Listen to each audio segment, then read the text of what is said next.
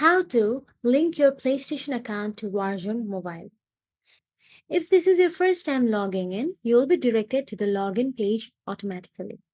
If you have already logged in before but have not linked your account, then from the main menu, open the settings by clicking the gear icon in the upper right corner. Navigate to the account tab, which is the second to last option in the list. And in the account menu, click the logout button in the upper right corner, and this will log you out and redirect you to the authorization page. Now there, click on the login button. Then this will bring up the login menu. You can sign in using your email or choose one of the listed platforms at the bottom.